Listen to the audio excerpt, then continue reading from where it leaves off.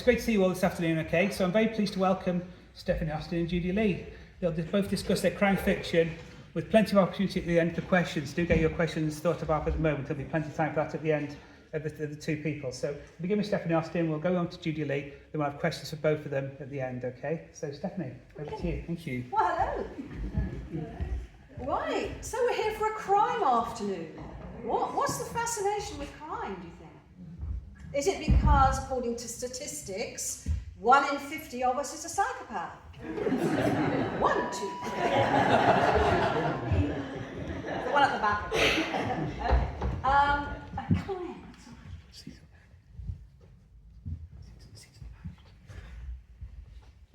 Okay, so can I just ask for a little hands up if you are familiar with my books at all? Right. So there's just a couple of virgins in the room. Okay, so very briefly then, let me explain. I started writing in 2018, or at least that's when the first book came out. I'm now we've got number 9 coming out, so it's been a very short and very steep learning curve for me. So my books are all set in Devon. In fact, they're all set in the little Dartmoor town of Ashburton. And they concern a character called Juno Brown, who, when we first meet her in the first book, in Dead in Devon, is working as a domestic goddess. She has her own business, cleaning and shopping for people and walking their dogs and so on. One of her clients is murdered. She, more by accident than design, solves the murderer. And this is what starts her off on her career as an amateur sleuth. Because as it turns out, as we go through the series, we discover she's actually very good at finding dead bodies. She also finds, much to her dismay really, that the victim in the first murder, old Nick, left her his antique shop in his will. So that's the basis for the whole series. Now, people often ask, what was it that made me decide to set my books in Ashburton, and what was it that made me decide to set them around antiques? Well, I decided to set them around that the antiques would be a good place to set a series of books. Although I didn't set out to write a series. I set out to see if I could get one book published. So, antiques seemed to me to be an interesting area in which to set crime, because many years ago, a friend of mine had a stall at Bermondsey Market in London, which was a massive market right in the centre of the city. And it used to operate all night. And the reason it used to do that, and I'm talking about hundreds of years ago because it's been going a long time, it used to operate at night because between the hours of sundown and sunup, you do not need to prove provenance. So you can sell stolen goods all night long and nobody's going to bat an eyelid. Fast forward to the 1980s when I was there, and things had changed, but not that much. There were lots of honest and upright and upstanding citizens who were antique traders, and I met quite a few who made their own antiques, including my friend who I was with, and he was a very fine artist. He could paint in any style that he was asked to, and people would come up to our store, and when I say people, I'm talking about antique shop owners and gallery owners, and they would come up to our store and they would say, Tom, could you paint me half a dozen Victorian farmyards for next week? Or half a dozen 19th century seascapes? And he would. And he would do them brilliantly, and they'd always be quite small paintings. He was quite clever, he never made them too big. And as soon as they were finished, he had a method for aging them and making them look 100 years old. And I'm not going to tell you what that is, because that's in Dead in Devon. So he inspired a character in Dead in Devon, who does the same thing. So that seemed to me to be a very good area to be in, to start with crime. And I got out a story I'd written a long time ago, because for years and years I was a secret scribbler, and I would write and I wouldn't tell anybody or show it to anybody. And I did on a couple of occasions send things to agents or publishers and just got rejection slips like everybody does. And then when I retired, I thought, well, I'm going to have another go. I'm going to dig one of these stories out and see if I think it's any good. And if it is, I'm going to have another go. So that's what I did. So I dug out this story I'd written about the antiques, you see. I thought, yes, not too bad. So polished it up a bit and modernised it a little and sent it off to an agent. And eventually I was fortunate enough to get an agent and then a publisher. And my publisher said, well, we like your story very much. But I had done what a lot of writers do. I'd made up my own place. I'd made up my own little Dartmoor town. And I put into it all the elements that I wanted to be in the story. And they said, yeah, this is lovely, but we want you to set it somewhere real. And I had about 24 hours to make up my mind where to put it. And the town in Dartmoor I felt I knew best was Ashburton. And so that's why it's there. It also happens to have, at the moment, about 12 antique shops, I think. Has had more in the past. So again, it's a good place to set your antiques, if you like, to set a story about antiques. So, one thing people often ask me is, okay, if it's set in Ashburton, which is a real place, and most of the places that are in my books are real, do I ever use real people? Well, up until this year, I would have quite truthfully said no. There was one exception, always one exception, and that's a regular character called Mrs. Barclay Smythe. And if you've come across her in the books at all, you know she's always out off cruising. And at one time, Martin and I, my husband and I, had a residential job looking after retirement flats. And this was a lady who had a flat in this block. And she was away cruising all the time. Her argument was that it was cheaper than a care home and the service was better. And so she would literally come home from a cruise, repack and off on another one. She had an award from Saga for being their most loyal character for the last 30 years. So that was Mrs. Barclay Smythe, but she was the only one. But recently, I've had people approach me and ask to be in the books. A gentleman came up to me in an event like this, really, in Bobby Tracy, and he said, can I be in one of the books? How much do I have to pay? And I said, well, you don't have to pay anything, but I said, I can only put you in if I think, there's a good reason to put you in a story. And his name was Bolt, Fraser Bolt. And very upstanding young man in his 60s, runs a lot of marathons. And I thought, well, Bolt would be a wonderful name for a security guard. And it turns out that's what he was. So I said, okay, I think I can work you into the story. So I did that. And then the other person who desperately wanted to be in the story was another antiques dealer in Ashburton. And his name is Reuben Lenkovitz. And if the name Lenkovitz is familiar, it's because of Robert Lenkovitz, the artist, and Reuben is one of his many children. And he said, can I be murdered? Now this is an odd ambition, isn't it? Yeah, can I be murdered? Well, no. Well, can't I be a murderer? Well, no. Well, why not? Well, because it's confusing for people if they've read that you're either dead or have been carted off to prison and actually you're still here, when they're out. Because we do get, excuse me a moment, I'm going to disappear, we do get a lot of people now come to Ashburton because they've read the stories. And they're looking for places that they find in the book. So much so that I've had to give in to the Tourist Information Office and produce a map. This is Juno Brown's map of Ashburton. It's got a key on the back. And people can pick these up in the tourist information and go around and find the places that are on the books, or at least they can find most of the places. They won't find Shadow Lane, which is where Juno's antique shop is, because it isn't there. I made that up. Having said that, I was very, very pleased, where I had kind of roughly imagined it is, to discover that there was a cobbled lane there back in the 17th century.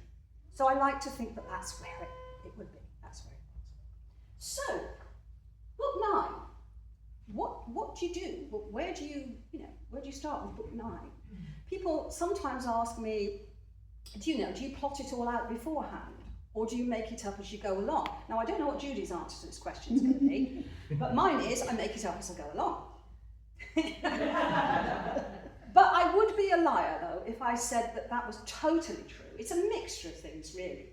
When I came to do this book night, there were a couple of things I wanted to do, consciously wanted to do. One of them was to set part of the story in Buckfast Leigh. And that's because I take Juno out in the various books to visit lots of little towns around Devon and Dartmoor, but I'd never done Buckfast Leigh, even though it's only sort of 3 miles up the road from Ashburton.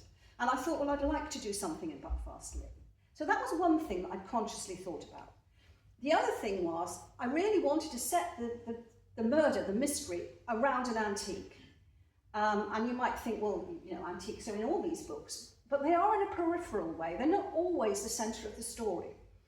And I wanted it to be something that was small and could easily be stolen or hidden or lost. So that was my thinking.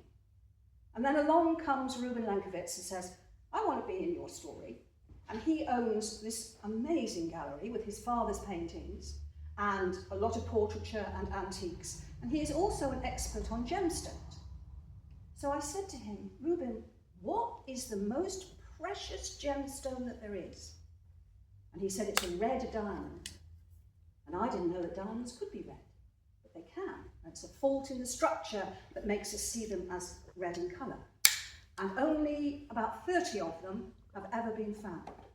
So they're very, very expensive indeed. The last one that was sold at auction a few years ago went for $8 million. And it was, I don't know how big it was, quite that, I suppose. So I thought, well, that's an interesting thought. So we can build something around there. So all these ideas were pouring into what I would like to put into How to Get Murdered in Devon. But there was one other thing, and I don't know if this happens to Judy, I expect she'll tell us if it does, that sometimes you just get this ridiculous idea in your head and you don't know where it's come from. And it might be something that someone has said, or not, whatever, or just something that just seems to drift into the head somehow. And the thing that kept going through my head was, there's a body in the boot of my car. Mm-hmm.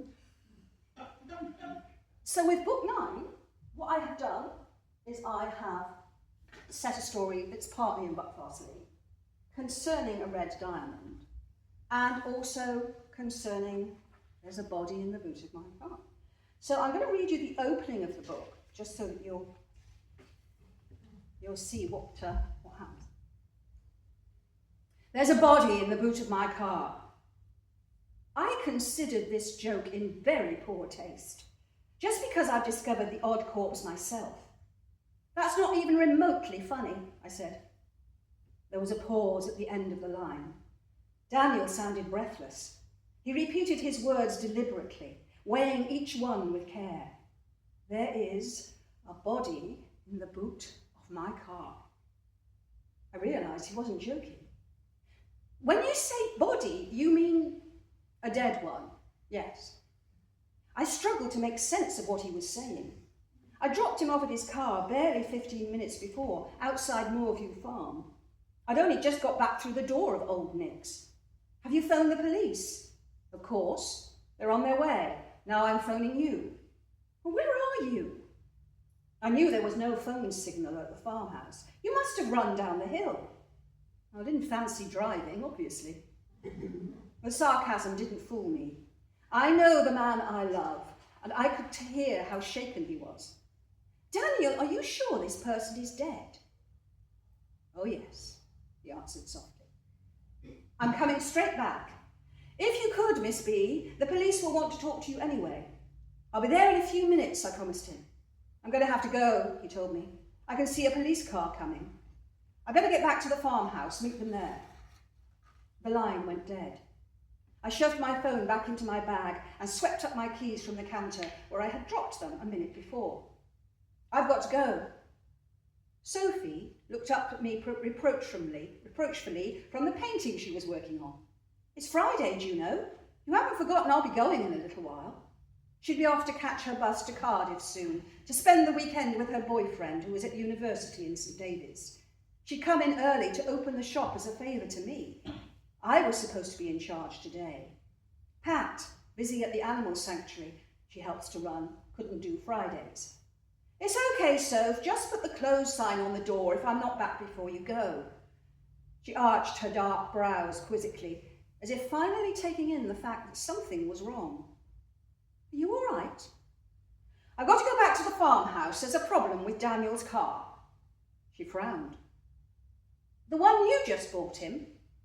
Yes, that's the one, I called back as I headed for the door. The car I had just bought him. So that's how we start.